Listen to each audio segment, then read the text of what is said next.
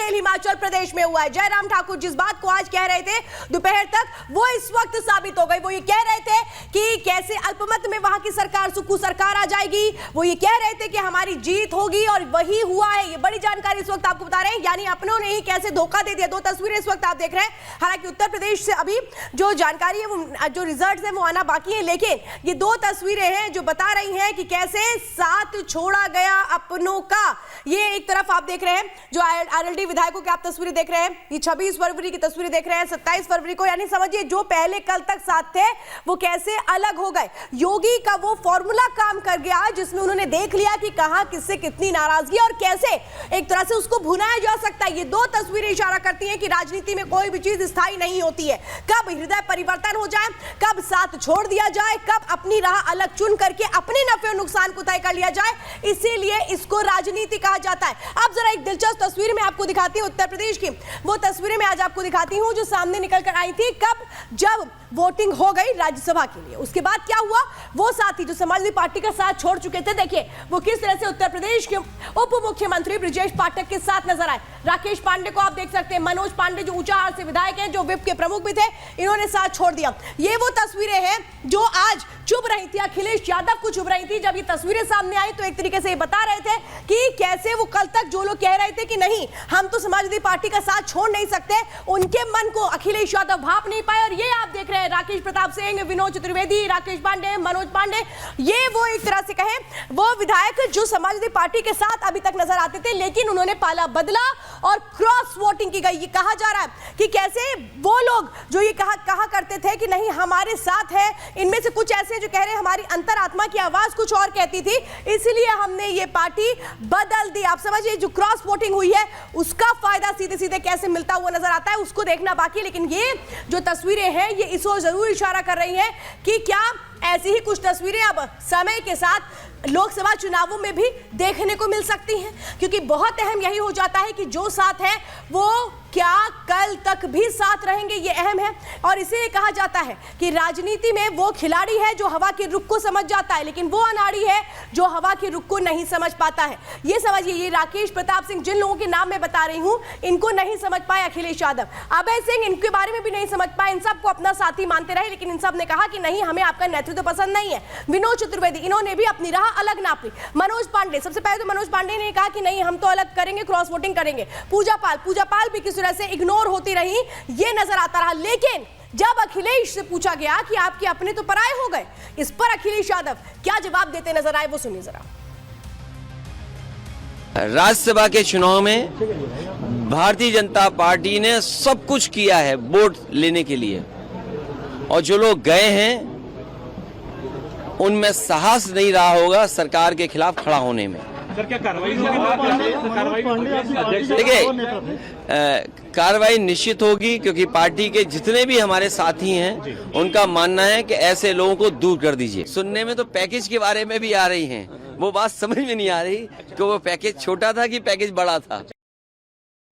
तो देखिए अखिलेश यादव को आप सुन रहे हैं, लेकिन इस वक्त आपको बता दें उत्तर प्रदेश में जो वोटों की गिनती है राज्यसभा चुनाव को लेकर के वो जारी है, जो थोड़ी देर के लिए बीच में रुकी भी थी जब 5 बजे उसके बाद वोटों के लिए रुकी, लेकिन उसके बाद ये बात निकलकर सामने आई कि जितने भी वोट पड़े वो सब वैध है। इस वक्त आपको बड़ी जानकारी अभी तक बता दें, जो उत्तर प्रदेश है जिसमें 10 सीटें राज्यसभा की जिनमें आज वोटिंग हुई, और अब बस इंतजार है कि वो नतीजे क्या कहते हैं, क्योंकि सबसे बड़ा जो पेच है वो 8वीं सीट को लेकर के फंसा हुआ था कि वो 8वीं सीट किसके खेमे में जाती है, क्योंकि क्रॉस वोटिंग भी हुई है। इसीलिए जो एक तरह से बताया पलड़ा भारी माना जा रहा है बीजेपी का। अब देखना ये दिलचस्प कि जो जब ये काउंटिंग पूरी होती है तो फिर किसके लिए खुशी की तस्वीर सामने आती है तो किसके लिए निराशा की तस्वीर सामने आती है। अनामिका पांडे मेरे साथ, अनामिका सिंह इस वक्त मेरे साथ जुड़ चुकी हैं। अनामिका बताइए क्या लेटेस्ट अपडेट इस वक्त उत्तर प्रदेश से।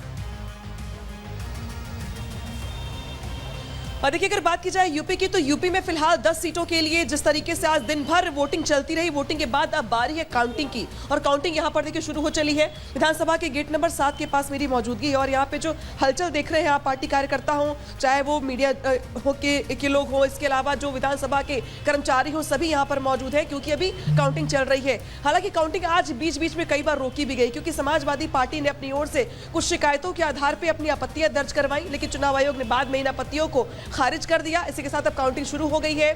माना कि जा रहा है दरअसल कि आधे घंटे में तस्वीर जो है वो साफ हो जाएगी। हालांकि अब तक मोटे तौर पर बीजेपी के 8 प्रत्याशी जीतते हुए दिखाई दे रहे हैं, जबकि समाजवादी पार्टी के 2 प्रत्याशी जीत रहे हैं और आलोक रंजन को लेकर के यहाँ पे सवाल खड़े हो रहा है। और माना दरअसल जा रहा है कि आलोक रंजन की हार लगभग तय है। लेकिन फिलहाल विधानसभा में गहमा गहमी बढ़ी हुई है। एक तरफ बीजेपी के कार्यकर्ता है जो फूल लेकर आए हुए हैं, जश्न की तैयारी कर रहे हैं, तो वही निगाहें इस बात पर भी लगी हुई हैं क्योंकि समाजवादी पार्टी ने आज कुछ विधायकों की वोटिंग करने के तरीके पर सवाल खड़े किए और उनका वोट अवैध करार करने की मांग की। हालांकि उसीलिए थोड़ी देर के लिए वोटिंग रुकी भी थी। हाँ, उसीलिए काउंटिंग रोका भी गया था। आपके पास आती हूँ अनामिका, मृदुल भी हमारे साथ जुड़े हुए हैं। मृदुल, आज जो तस्वीरें सामने आई उसके बाद अखिलेश यादव को तो ये सोचना पड़ेगा कि उनके कितने अपने और हैं। कहीं ऐसा ना हो लोकसभा चुनावों तक वो जिनको अपना समझ रहे हैं वो खेमे बदल लें, क्योंकि आज जो हुआ है वो उनके लिए एक तरह से बहुत बड़ा सबक भी है।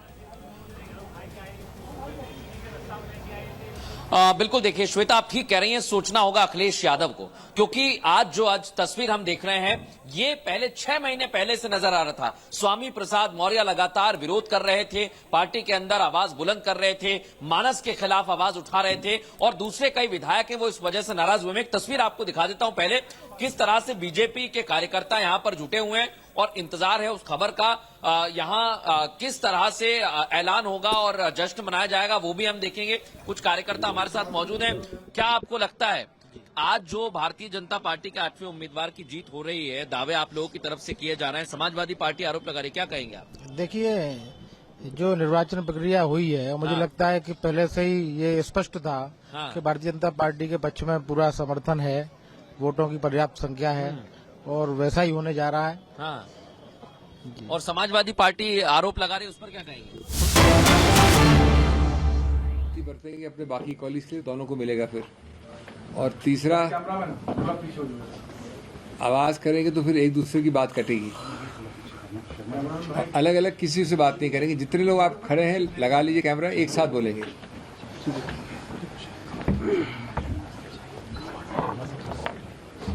चौहान जी, एक just take a full clip, उस पर लिंक भेज देंगे सबको, कंटिन्यूस क्लिप। आप इधर आ जाइए, इधर वहीं से ले अलग अलग लोगों को मांगते हैं ना, इसलिए। तो दोस्तों बताएं कब शुरू करना है? सब आ गए आपके दोस्त? हिंदी इंग्लिश सब? हिंदी बोल रहा हूँ भैया। मैंने आज तक कोई कॉन्फ्रेंस पहले इंग्लिश में शुरू नहीं किया, नॉट वन इन 24 ईयर्स। दोस्तों बहुत बहुत धन्यवाद आने के लिए। मैं पहले संक्षिप्त में हिंदी में बोलूँगा, फिर अंग्रेजी में। कृपया शांति बरताएं। पहली बात मैं कहना चाहता हूं कि मैं कांग्रेस की पूरी लीडरशिप की तरफ अपना कृतज्ञता व्यक्त करना चाहता हूं। उन्होंने मेरे अंदर विश्वास रखा, चौथी बार के लिए मुझे उम्मीदवार बनाया। मैं तहे दिल से माननीय कांग्रेस अध्यक्ष, पूर्व कांग्रेस अध्यक्ष श्रीमती सोनिया गांधी, शीर्षस्थ नेतृत्व जो भी है, सबको धन्यवाद देना चाहता हूं।